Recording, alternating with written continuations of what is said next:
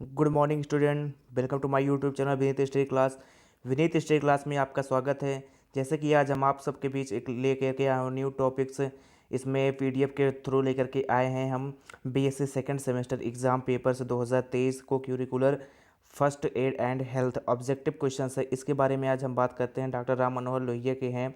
तो इसमें हम बीए, बीएससी, बीकॉम ये तीनों में कम ये हमेशा पूछा जाता है। बीए में भी ये क्वेश्चंस आते हैं, बीएससी में भी आते हैं, बीकॉम में भी ये होते हैं।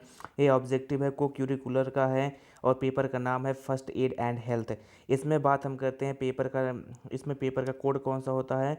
Z010201T इसमें है। ये केवल बॉयज़ के लिए है, बॉयज़ के लिए अलग से है और गर्ल्स के लिए अलग से रहते हैं। और इसमें टाइमिंग कितने होते हैं? 2 आवर्स। और ये कैसा होता है? ऑब्जेक्टिव। मैक्सिमम मार्क्स इसमें कितने होते हैं? 100 नंबर के होते हैं। सबसे पहले इसमें पूछा गया है कि प्लीज़ दे, इसमें सबसे पहला क्या चीज़ बोलता है कि कृपया OMR सीट के पीछे छपे निर्देश को ध्यानपूर्वक से पढ़ें, और इसमें OMR सीट में करना है। तो सबसे पहले हम इसमें क्वेश्चन की बात कर लेते हैं। विच of the following is the sexually transmitted disease की निम्न में से कौन सा यौन संरक्षित योग है? इसमें से लीवर भी हो सकता है, हर्पीज हो सकता है, दोनों हो सकता है।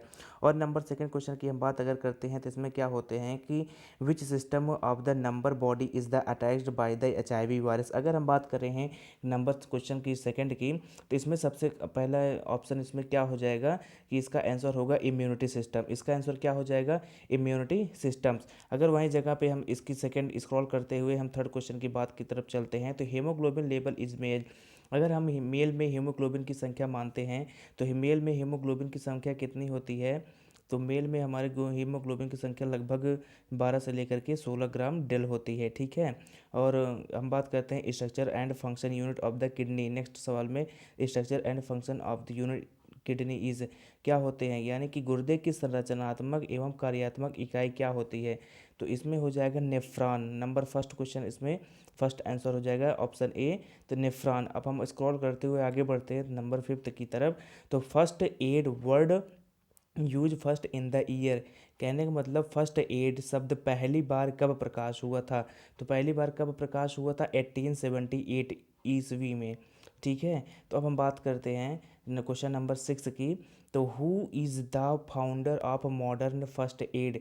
तो आधुनिक प्राथमिक चिकित्सा के संस्थापक किसे माना जाता है? तो इसमें ऑप्शन नंबर ए, जिसको बोलते हैं फ्रेडरिक स्मार्च। फ्रेडरिक स्मार्च। अब स्क्रॉल करते हुए हम नंबर 7 की तरफ चलते हैं। तो क्वेश्चन नंबर 7 की हम बात करते हैं। According to red cross society type of the first and a box, क्या होते हैं कि रेड क्रॉस जो होते हैं सोसाइटी के अनुसार प्राथमिक उपचार पेटी कितने प्रकार की होती है? तो ये क्वेश्चन नंबर इसमें आएगा ऑप्शन नंबर डी। तो कितने होते हैं? 2 होती हैं। और वहीं इस जगह हम क्वेश्चन नंबर 8 की तरफ चलते हैं। तो इसमें क्या होता है? Why what the techniques do the fireman takes a person of the take safety safe place. इसमें कहने का मतलब यह होता है कि फायरमैन किस तकनीक से व्यक्ति को सुरक्षित स्थान पर ले जाते हैं। वो कंधों पर उठा करके लेके जाते हैं और छत के नीचे तो फेंकेंगे नहीं, जोर से घसीट के भी ले जा सकते हैं। तो ज़्यादातर इसमें होते हैं क्या? कंधों पर उठा करके लेके जाएंगे। तो अब हम क्वेश्चन नंबर 9 की तरफ बढ़ते हैं।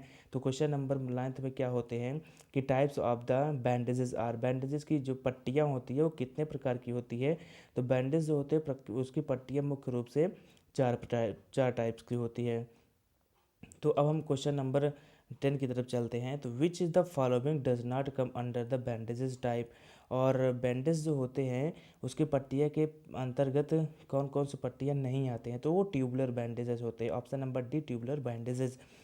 अब हम बात करते हैं क्वेश्चन नंबर 11 की। Use of the roller bandages आज। तो इसमें क्या आंसर होते हैं? इसमें डी होते हैं, यानी कि इसमें लेग फिंगर भी लगा सकते हैं और हैंड फिंगर में भी लगा सकते हैं। ठीक है। अब हम बात करेंगे क्वेश्चन नंबर 12 की। तो types of the roller bandage are. और जो रोलर पट्टियाँ होती हैं वो कितने प्रकार की होती है? तो वो 2 प्रकार की होती है। ठीक है। अब हम क्वेश्चन नंबर 13 पे चलते हैं।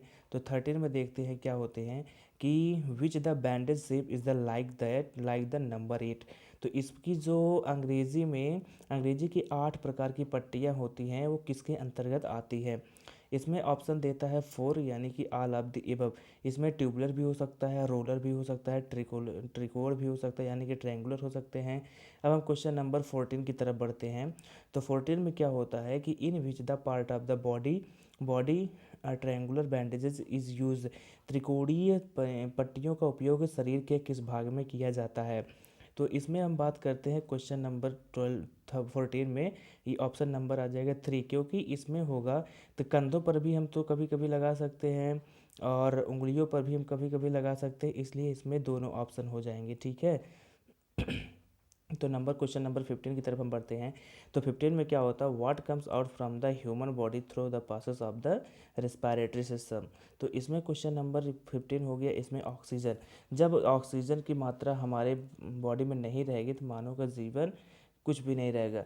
तो अब हम क्वेश्चन नंबर 16 की तरफ बढ़ते हैं। तो what does the respiratory system transport to the cell of the human body. तो इसमें बात हम करते हैं क्वेश्चन नंबर 3 में, यानी कि इसमें क्या होता है, श्वसन तंत्र मानव शरीर की कोशिकाओं को क्या पहुंचाता है, तो वो ऑक्सीजन पहुंचाता है, ठीक है। अब हम स्क्रॉल करते हुए पढ़ते हैं आगे इस क्वेश्चन नंबर 17 पे। तो in what other does the respiratory system help the beside breathing.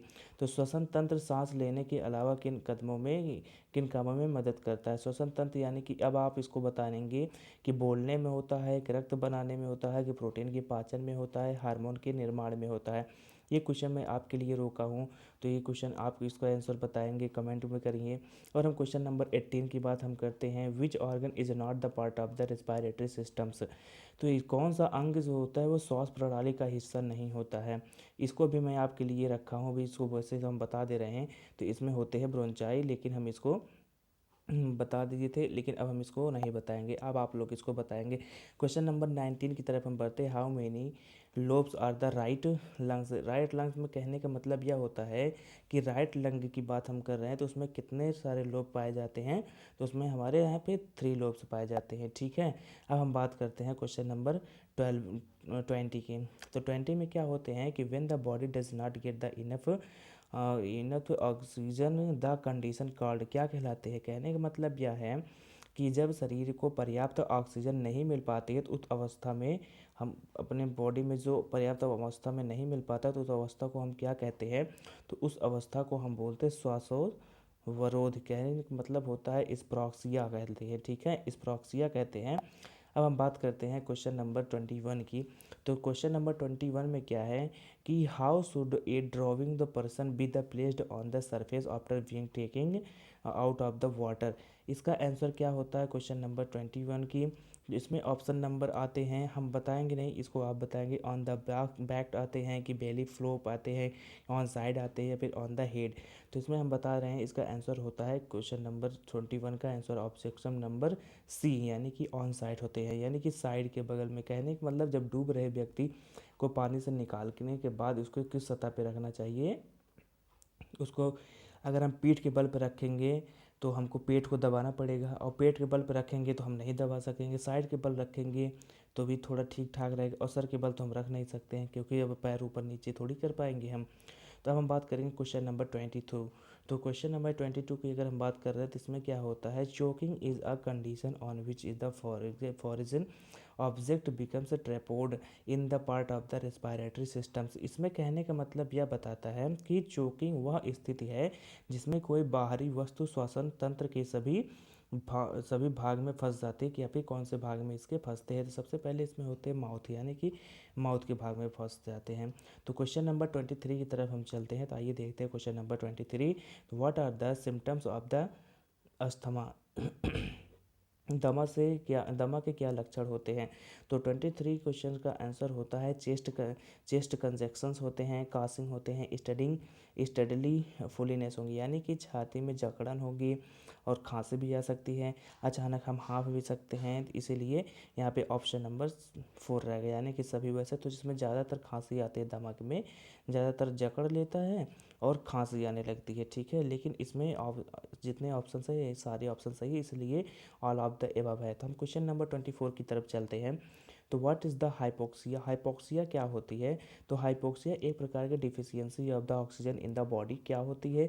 Efficiency of the ammonia in body, efficiency of the methane in body, और deficiency of the salt in body. इसमें सबसे पहला option होता है option number ए, जिसको बोलते हैं deficiency of the oxygen in the body. तो शरीर में ऑक्सीजन की कमी से हाइपोक्सिया हो जाता है। हम क्वेश्चन नंबर 25 की तरफ हम चलते हैं। तो 25 में क्या ऑप्शन है कि क्या होते हैं, cilia which help is the keeping of the air passes clear is the found in the which part of the respiratory systems. कहने का मतलब सीलिया जो हमारे वायु मार्गों को साफ रखने में मदद करते हैं, श्वसन तंत्र के किस अवस्था में, किस अंग में पाए जाते हैं। तो वो फेफड़े में भी पाए जा सकते हैं, नाक में भी पाए जा सकते हैं, श्वास नली में। वैसे भी ये मोस्टली ये कहाँ पे पाया जाता है, ट्रैकिया में और नोज में। तो इसलिए हम इसमें कंफर्म नहीं है कि नाक भी बोल सकते हैं और श्वास नली है, इसमें दोनों ऑप्शन सही है। इसलिए इसमें ए और डी का ऑप्शन ही कहीं नहीं दिया है, तो इसलिए हम यहाँ पे इसमें दोनों आंसर टिक लगाए हैं। अब हम बात करते हैं क्वेश्चन नंबर 26 की। तो क्वेश्चन नंबर 26 में क्या होता है कि human heart weight is, human heart का वेट कितना होता है। अगर वहीं जगह पे हम बात कर लेते हैं मेल में, तो मेल में हो जाएगा 300 से 350 ग्राम होगा उसका वेट, किस चीज़ का, हार्ट का। अगर वहीं जगह हम फीमेल की बात करेंगे 250 से लेकर के 300 ग्राम इसका हार्ट का वेट होगा। ठीक है, अगर हम 27 क्वेश्चन की तरफ चलते हैं। तो human heart having how many chambers, human heart में कितने चैम्बर्स पाए जाते हैं, ह्यूमन हार्ट में कितने चैम्बर्स होते हैं। तो ऑप्शन नंबर इसमें बी है, यानी कि 3 चैम्बर्स होते हैं। अब चलते हैं हम क्वेश्चन नंबर 28 की तरफ। तो length of the human heart की जो लंबाई होती है वो कितनी होती है। तो इसकी लंबाई इसमें दिया गया है 12 सेंटीमीटर, 10 सेंटीमीटर, और साथ साथ इसके दिया क्या गया है कि 15 सेंटीमीटर, जो कि यहाँ पे 15 सेंटीमीटर ना ही 12 है, ना ही 15 है, ना ही 20 है। इसमें सबसे पहले क्वेश्चन इसमें ये बताता है कि अगर 13 सेंटीमीटर रहेगा तो इसका लेंथ होता है। ठीक है, इसका लेंथ कितना होता है कि अगर हम बात करेंगे इसकी लेंथ की, तो इसमें 13 सेंटीमीटर होता है, और 9 सेंटीमीटर ये कैसे होता है, चौड़ा होता है। तो यहाँ पे जो ऑप्शन दिया है 12 भी गलत है, या फिर इसको हम 12 से लेकर के 15 के बीच में रख सकते हैं, या फिर हम 12 ही मान सकते हैं, या फिर 15 मान सकते हैं, क्योंकि इसमें ऑप्शन नहीं दिया है। अब हम चलते हैं क्वेश्चन नंबर 29 की तरफ। तो क्वेश्चन नंबर 29 में क्या होता है कि from which part of the body does not the oxygenated blood comes to the heart. कहने का मतलब शरीर में किस अंग से रक्त ऑक्सीजन युक्त होकर के आगे हृदय में आगे बढ़ता है। तो इसमें ऑप्शन है किडनी है, लंग्स है, ब्रेन है, एंड लास्ट ऑप्शन है लीवर। तो इसमें हमारा जो ऑप्शन बनता है तो वो लंग्स से बनता है। ठीक है, तो हम बात करेंगे क्वेश्चन नंबर 30 का। तो क्वेश्चन नंबर 30 में क्या पूछा है कि when the blood comes out of the skin, त्वचा से खून कब निकलता है। तो त्वचा से जब खून निकलता है किस तरीके से, कटने पर निकल सकता है। ठीक ठीक है, कटने पर निकलता है, क्योंकि कहीं कहीं ऐसा होता है कि दबाव आने पर भी बहुत ज़्यादा प्रेशर करो तो मांस फट जाते हैं, तो भी ब्लड निकल सकते हैं।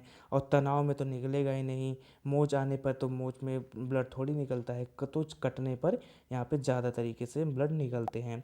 तो वही जगह हम बात करते हैं क्वेश्चन नंबर 31 की। तो क्वेश्चन नंबर 31 में हम अगर बात करते हैं कि which the medicine is the given to the affected person is the immediate relief in case of the heart attack. दिल का दौरा आने पर प्रभावित व्यक्ति को कौन सी दवा तत्काल में देना चाहिए। तो इसमें सबसे पहले तीन दवा पाई जाती है, जैसे कि पैरासीटामॉल हो गया। तो इसको पैरासीटामॉल की अगर हम बात करेंगे तो पैरासीटामॉल यहाँ पे किस काम करेगा। तो पैरासीटामॉल जैसे कि बुखार हो गया, बुखार में काम करता है, उसको हमको नहीं चाहिए। और एस्पिरिन क्या होता है, एस्पिरिन हमको तत्काल में देना चाहिए। और रेवाइटल भी नहीं दे सकते हैं, लिम्सी भी नहीं दे सकते। इसमें सबसे पहले अगर हम किसी चीज़ को देंगे तो वो हम देंगे एस्पिरिन को देंगे। अगर एस्पिरिन नहीं है तो डिस्प्रिन भी हम यहाँ पे काम चलाऊँ कर सकते हैं। ठीक है, तो क्वेश्चन नंबर हम 32 की तरफ हम चलते हैं।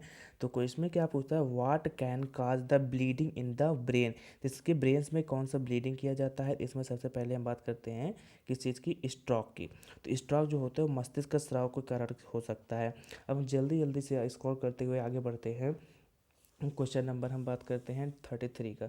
तो 33 में हम क्वेश्चन नंबर बात करते हैं, what is the create by the insert A pointed object. इसमें कौन सा ऑप्शन होते हैं, एब्रेशन कौन से होते हैं, एब्रेशन। इसका ऑप्शन नंबर ए है। और वहीं जगह पे हम 34 की बात हम करते हैं कि ए वाउंड कैसे होते हैं, a wound caused by the sharps object. इसका ऑप्शन कौन सा होता है, इंसीजन होते हैं, कैसे, इंसीजन। अब हम क्वेश्चन नंबर 35 की तरफ हम चलते हैं। क्वेश्चन नंबर 35 में होते हैं axillary injury is the related to which part of the body. इसमें क्या पूछा है, स्टोमच है, चेस्ट है, ब्रेन है, और नॉन ऑफ द एबव। इसमें तीनों है, ना ही पेट से होता है, ना छाती से होता है, ना सिर से, यानी कि मस्तिष्क के इसमें इस इसलिए इसमें ऑप्शन है non of the above. Scroll करते हुए हम आगे की तरफ बढ़ते हैं। क्वेश्चन नंबर 35 में if the wound is the bleeding how to stop it.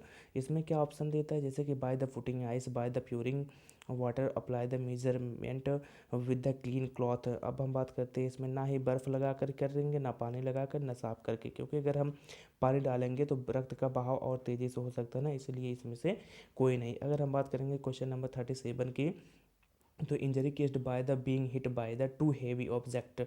इसमें क्या हो जाएगा, टू बाई हैवी ऑब्जेक्ट, यानी कि दो भारी वस्तुओं को दबाने से होने वाली इंजरी कौन सी होती है, तो ऑप्शन नंबर होती है क्रश इंजरी, यानी कि बी ऑप्शन नंबर। अब हम बात करते हैं 38 क्वेश्चन की। 38 क्वेश्चन में क्या होगा कि 38 क्वेश्चन में आपके लिए छोड़ा क्योंकि ये बहुत ही ज़्यादा सिंपल है। Which of the following is not a woody categories. इसको क्वेश्चन को हम छोड़े, इसका आंसर आप क्वेश्चन करिए। हम क्वेश्चन कर चुके हैं, आप इसको कमेंट बॉक्स में आंसर करिए। तो 39 की बात हम करते हैं। तो 39 में कौन सा होता है, the number of the bone is the adult human is. तो हमारे जो वयस्क के मानव कंकाल में हड्डियां की संख्या कितनी होती है, अगर हम बात करेंगे कि एडल्ट में 206 होगी, ठीक है। और वही जगह पे अगर हम बात कर लेते हैं बच्चों में, तो बच्चों में और ज़्यादा होती है, ठीक है, लगभग अबाउट 300 तक होती है। लेकिन यहाँ पे अगर हम बात करेंगे एडल्ट में, तो एडल्ट में हमारे नंबर में होते हैं 206 हड्डियाँ बोन्स पाई जाती हैं। हम क्वेश्चन नंबर 40 की तरफ पढ़ते हैं। Joint are the divided into the how many part of the base of the structure. रचना के आधार पर जोड़ों को कितने वर्गों में बांटा गया है, तो इसको रचना के आधार पर जोड़ों को 3 कैटेगरीज में डिवाइड किया गया है, ठीक है। तो हम क्वेश्चन नंबर 41 की तरफ चलते हैं। तो इसमें होते हैं यानी कि hinge joint is also known as, क्या कहलाते हैं हिंज जॉइंट, क्या कहलाते हैं हिंज जॉइंट, पाइवोट जॉइंट कहलाते हैं, ठीक है, घुमावदार संधि कहलाते हैं। अब हम क्वेश्चन नंबर 42 की तरफ चलते हैं। On the basis of the function nucleus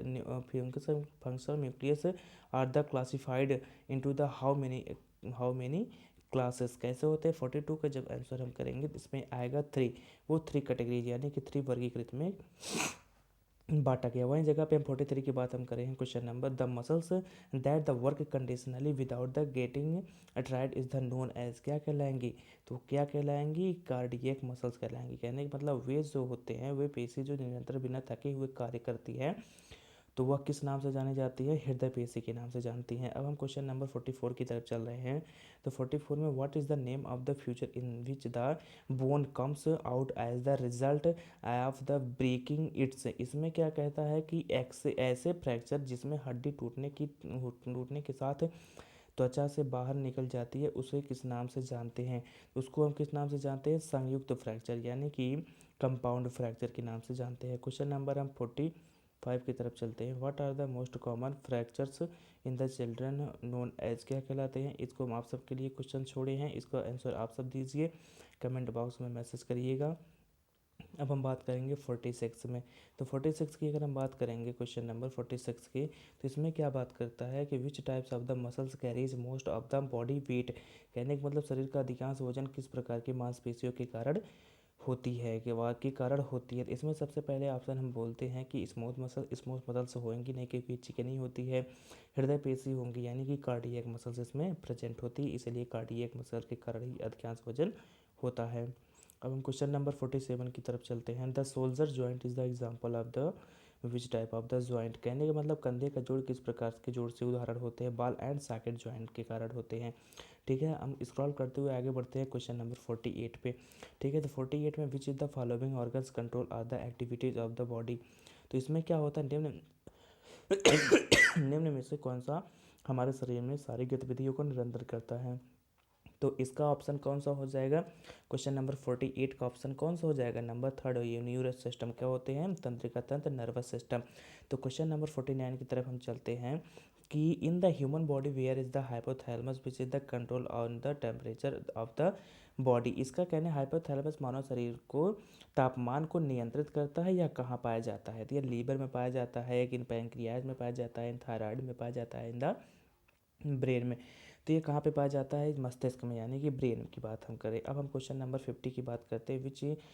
which one is called structure unit of the nervous system? तंत्र की संरचनात्मक इकाई किसे कहते हैं? तो इसको कहते हैं कि इसको न्यूरॉन को कहते हैं। ठीक है, अब स्क्रॉल करते हुए 51 क्वेश्चन की तरफ चलते हैं कि nerves are how many types? Nerves जो है न्यूरॉन कितने तरह के होते हैं? तो न्यूरॉन मुख्य रूप से 3 तरह के होते हैं। तो अब हम बात करते हैं क्वेश्चन नंबर 52 के। Which one is not a part of the brain? 52 में ये पूछता है कि इसमें से कौन सा मस्तिष्क का भाग नहीं होता है? तो इसका सेरिब्रम जो होते हैं, इसको बोलते हैं सेरिबेलम। सेरिबेलम जो होते हैं मस्तिष्क का पार्ट नहीं होता है। ठीक है, if a person is a person faint due to the low sugar, कैसे होगा? शुगर अगर बात हम करेंगे, वह should be feed of the drink in the first aid. कहने का मतलब अगर कोई व्यक्ति निम्न शर्करा के कारण बेहोश हो जा रहा है तो उसे सबसे पहले प्राथमिक उपचार कौन सा दिया जाता है या फिर कौन सा किया जाता है? तो इसका आंसर हो जाएगा वाटर का। सबसे पहले हम उसको पानी का, ये तो छिड़काव करेंगे तो उसको हम पानी देंगे। ग्लूकोज तो दे नहीं सकते हैं, फैट कैसे देंगे, प्रोटीन तो दे नहीं सकते, इसलिए वाटर हम देंगे। ठीक है, तो क्वेश्चन नंबर हम 54 की तरफ चलते हैं। तो इसमें ऑप्शन से जैसे दिए गए हैं 4 option, which is the following is the not head injury? कहने का मतलब इनमें से कौन सा सिर की चोट नहीं होती है?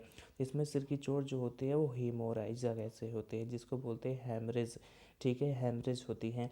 तो बात हम करते हैं कि जिसको ब्रेन हैमरेज हो जाता है उसी को बोलते हैं। अब हम बात करते हैं क्वेश्चन नंबर 55 की।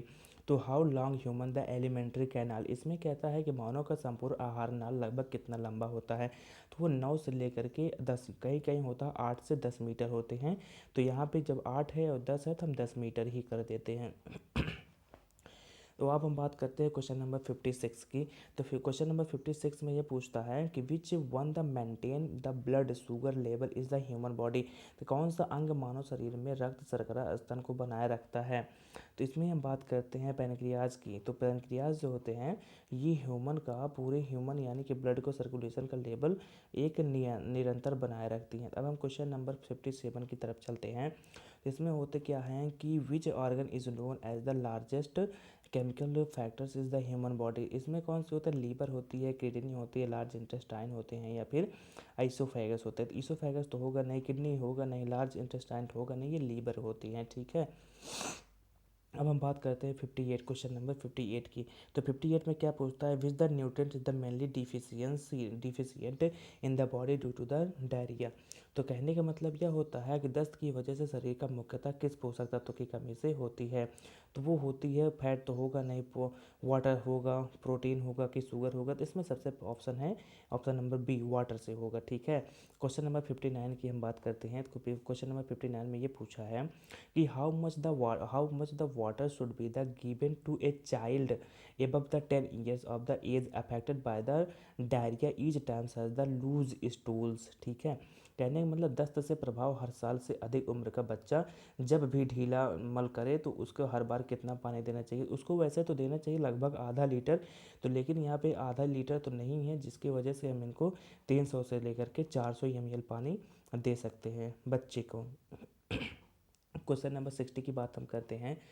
तो 60 में क्या होता है? वह है विच part of the person is the most affected by the poisoning? Poisoning की बात हम करते हैं तो इसमें भोजन विषाक्तता के व्यक्ति से कौन सा अंग सबसे अधिक इन्फेक्ट होता है? तो इसमें हम बात करते हैं क्वेश्चन नंबर डाइजेस्टिव सिस्टम की, यानी कि ऑप्शन नंबर सी की।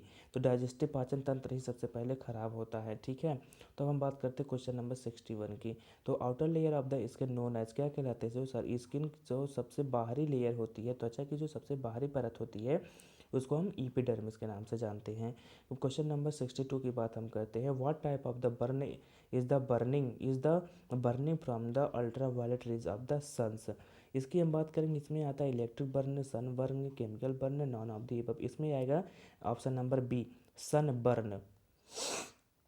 क्वेश्चन नंबर हम 63 की बात करते हैं। इसमें होता है exhaustion caused by the dehydration of और हीट कॉल्ड? कहने का मतलब निर्जलीकरण या फिर गर्मी के कारण होने वाली थकावट से आप क्या समझते हैं? तो इसमें ऑप्शन नंबर ए होता है हाइपोथीमिया, जिसको बोलते हैं। ठीक है, हाइपोथर्मिया बोला जाता है। क्वेश्चन नंबर 64 की तरफ चलते हैं।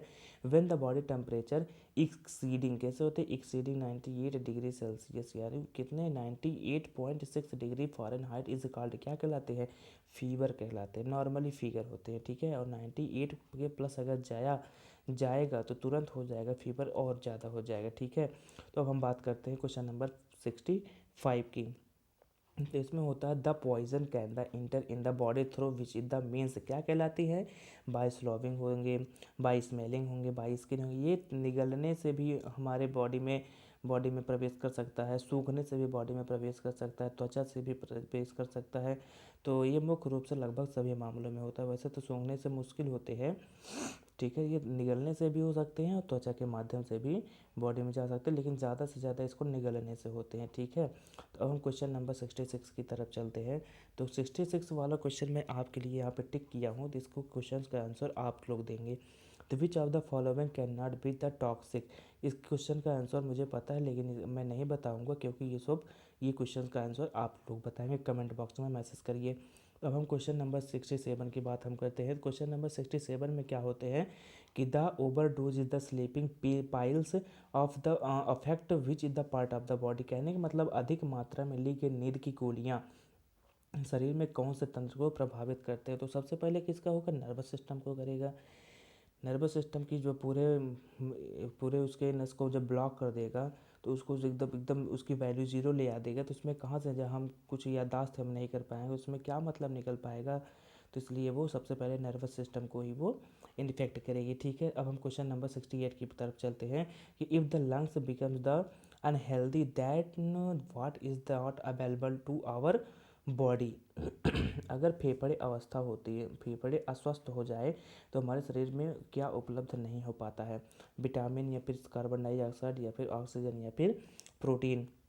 तो इसमें हो जाता है ऑक्सीजन की मात्रा कम हो जाती है, ठीक है। तो अब हम क्वेश्चन नंबर 69 की तरफ चलते हैं। तो 69 में क्या पूछता है कि विच of the following toxic substances can the enter the body through the skin से, क्या बात करता है कि एल्कोहल बेवरेज कैसे होते हैं। तो अगर हम एल्कोहलिक बेवरेज नहीं होंगे तो कैसे होंगे, कैसे होंगे, कारकोल होंगे, डोमेस्टिक गैस होंगे या फिर बिल्ड किलर होंगे। तो इसमें सबसे पहले हम ऑप्शन नंबर ए की बात करेंगे कि एल्कोहलिक बेवरेज की बात, यानी कि मादक पेय की। अब हम क्वेश्चन नंबर 70 की बात करते हैं। 70 में क्या होते हैं कि what should you the wash your hand with the after giving first aid to the affect persons, कहने का मतलब प्रभावित व्यक्ति को प्राथमिक सहायता देने के बाद हमें सबसे पहले हाथ को किससे धोना चाहिए, साबुन से धोना चाहिए यानी कि सॉप से, हैंड वॉश करना चाहिए या फिर हैंड सैनिटाइजर करना चाहिए या फिर विच इज़ द अवेलेबल, कहने यानी कि इसमें से कौन से, इसमें हम साबुन से भी धुल सकते हैं और हैंड वॉश से भी धुल सकते हैं, सैनिटाइजर से भी धुल सकते हैं। इसलिए इसमें हो जाएगा विच ऑफ द अवेलेबल, यानी कि इनमें से जो उपलब्ध हो हम किसी से भी धुल सकते हैं। आइए हम बात करते हैं क्वेश्चन नंबर 71 की। What to do if there is the itching, कैसे होते it itching due to the insect bite, कहने का मतलब यह है कि कीड़े के काटने से यदि खुजली हो रही हो तो उस पर क्या करना चाहिए। तो सबसे पहले इसमें हमें क्या करना चाहिए, बर्फ़ तो लगा नहीं सकते हैं क्योंकि ऐसे बेकिंग सोडा पेस्ट लगाना चाहिए और वाटर, बेकिंग सोडा पेस्ट से या फिर हमको वाटर लगाना चाहिए, ठीक है, वाटर से हमको धुलना चाहिए। अब हम बात करते हैं क्वेश्चन नंबर 72 का। तो due to the snake bite is the colour of the body occurs, इसमें क्या होता है कि यानी कि जब सांप काट लेता है तो शरीर का कौन सा रंग हो जाता है। तो इसमें ब्लैक भी हो सकता है, रेड भी, कहीं कहीं येलो भी हो जाता है, जो कि यहाँ पे येलो नहीं दिया है, तो यहाँ पे रेड और ब्लैक हो सकता है, ठीक है।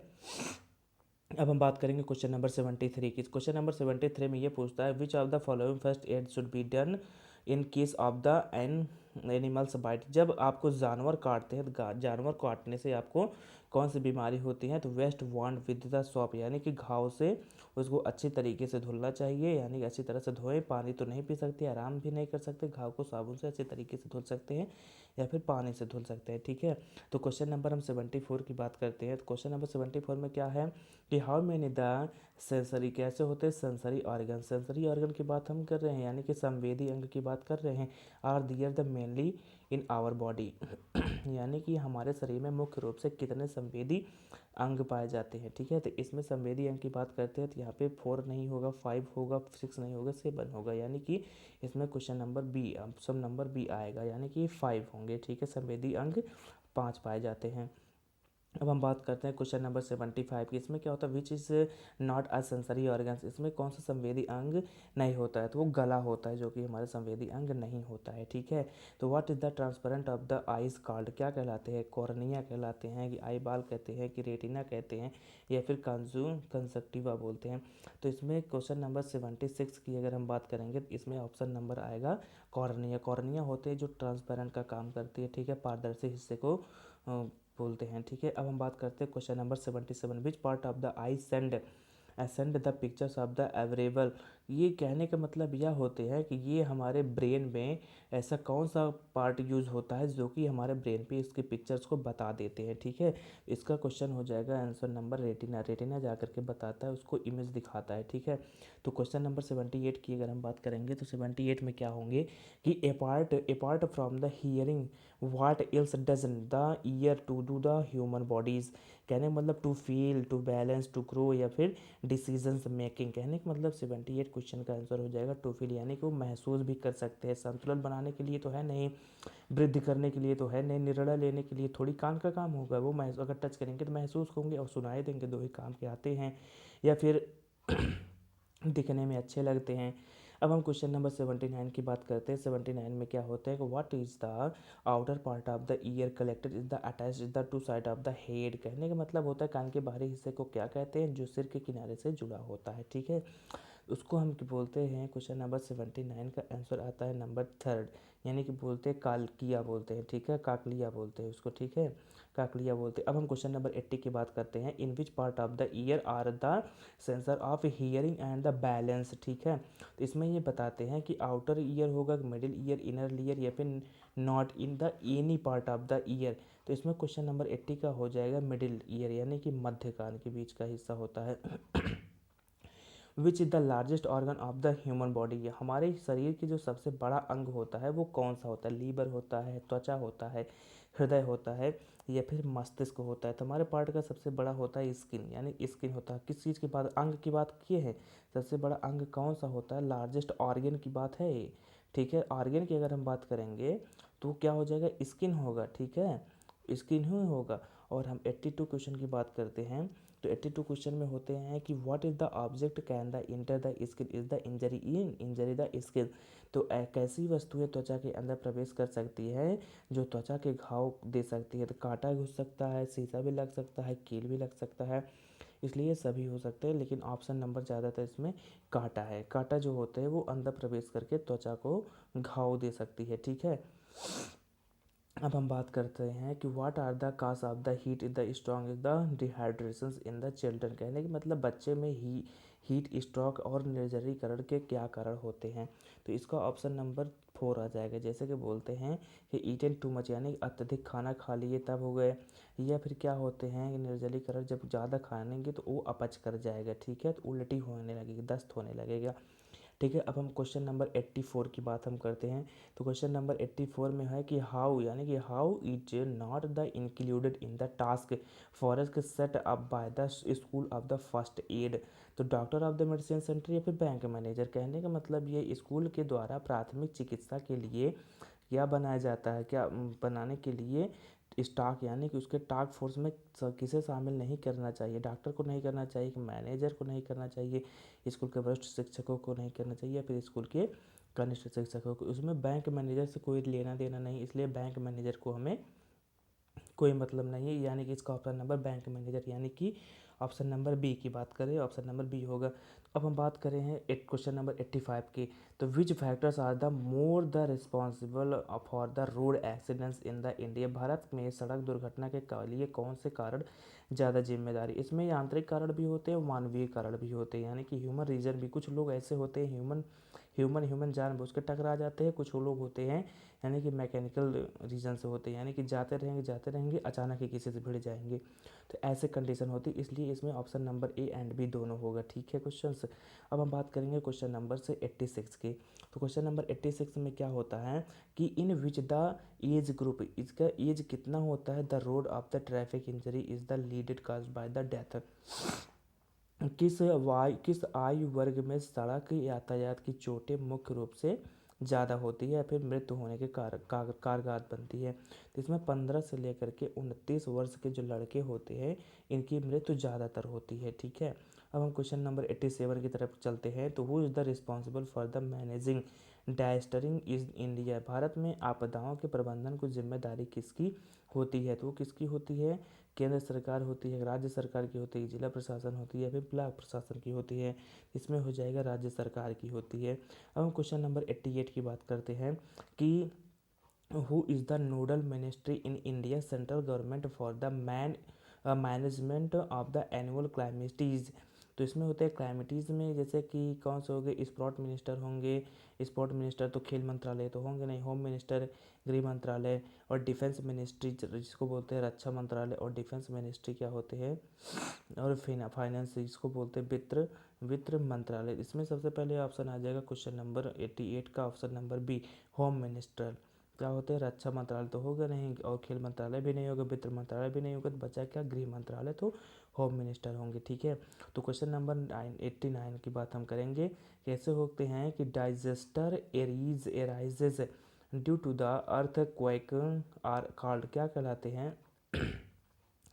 जलवायु कहलाते हैं, या फिर भूमिवैदिक कहलाते हैं, और या फिर मानव निर्मित आपदाएं कहते हैं, या फिर जैविक आपदाएं कहलाते हैं। क्वेश्चन नंबर इसमें आंसर आएगा कि भूभौतिकी संबंधित आपदाएं, यानी कि जियो फिजिक्स से रिलेटेड डाइजेस्टर। अब क्वेश्चन नंबर 90 की बात करेंगे। If a body of the unable to the breath after the birth the what is the should do, यानी अगर बच्चा जन्म होने पर सांस नहीं ले पा रहा है तो उसको क्या करना चाहिए? कि छाती रगड़े, कि पेट रगड़े, या फिर सिर रगड़े, या फिर पीठ को रगड़े? तो इसमें ऑप्शन नंबर आते हैं छाती को रगड़ें, ठीक है।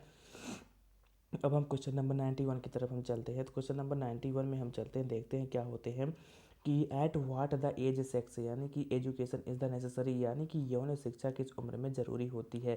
तो इसमें जैसे कि इसमें कई ऑप्शन है। बाल अवस्था यानी कि चाइल्डहुड में नहीं चाहिए, एडल्टहुड में ज़्यादा चाहिए, क्योंकि ओल्ड में चाहिए भी नहीं, और इन द एवरेज यानी कि हर उम्र में तो नहीं चाहिए। तो इसका एक एवरेज उम्र होता है जिसको बोलते हैं एडल्टहुड बोलते हैं, जिसको प्रौढ़ अवस्था बोलते हैं, ठीक है। तो इसमें ऑप्शन नंबर 91 में बी आ जाएगा, ठीक है। ऑप्शन नंबर बी हो जाएगा।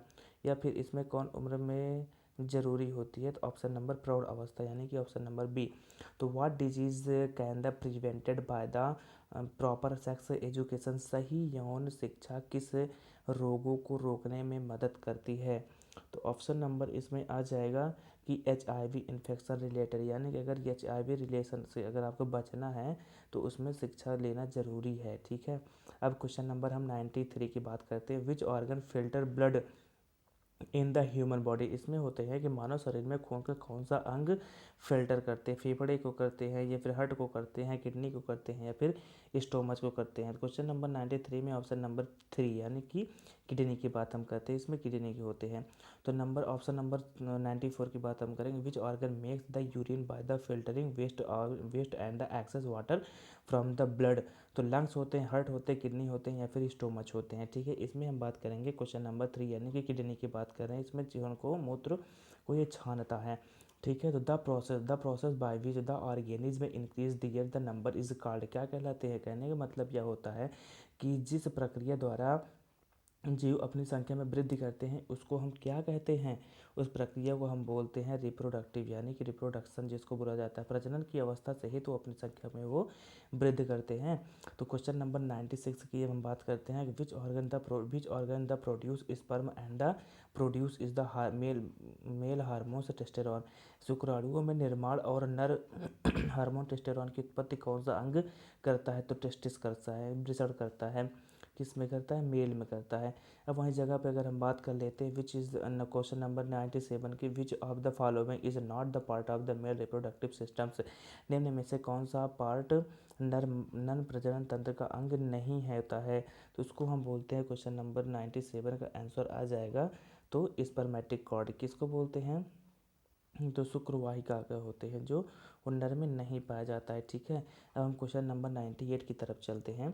तो क्वेश्चन नंबर 98 पे हम बात करते हैं कि what the changes occurs in body and the girls during the poverty कहने का मतलब युवावस्था में लड़के और लड़कियां में कौन से बदलाव आते हैं। इसमें आते हैं जैसे कि शारीरिक भी आ सकते हैं, मानसिक भी आ सकते हैं, सामाजिक, शारीरिक में की बनावट, शरीर की बनावट आगे पीछे हो सकती है, और मानसिक इसके मेंटल जो इसके माइंड भी बदल सकते हैं, सामाजिक समाज में रहते हुए देखते हुए नेचुरल यानी कि प्रकृति के समाज देखते हुए ये बदलाव आ सकते हैं। यानी कि इसका ऑप्शन नंबर डी होगा, ऑल ऑफ द एबव यानी कि उपरोक्त सभी हो जाएगा। अब हम क्वेश्चन नंबर 99 की तरफ हम चलते हैं। तो विच hormones causes the changes in boys during the poverty. तो कहने का मतलब युवावस्था में लड़कियों में कौन से होने वाले परिवर्तन के हार्मोन की वजह होते हैं। तो जैसे कि हम यहाँ पे बात करते हैं कि अगर हम लड़कियों की बात करेंगे, लड़कियों में तो टेस्टोस्टेरोन नहीं होते हैं, इसीलिए उसमें इस परिवर्तन के कारण वजह होते हैं, एस्ट्रोजन पाया जाता है, ठीक है, इसमें टेस्टोस्टेरोन हो गए। और वहीं जगह पे अगर हम बात कर लेते हैं कि what is the average age is the poverty in the boys. लड़कों में अगर युवावस्था की औसत आयु लगभग कितनी होनी चाहिए, तो वो हो जाएगी कि लगभग 18 से लेकर के यानी कि 16 की एबव यानी कि 16 से लेकर के 18 के बीच में वो युवावस्था औसत आयु में आ जाते हैं। तो यहाँ पे हमारा ये सॉल्व हो गया सारा क्वेश्चन से। यहाँ पे अब हम आप बात करेंगे नेक्स्ट वीडियो में। तो ये वीडियो को लाइक करिए, शेयर करिए और चैनल को सब्सक्राइब करिए। Thank you so much guys.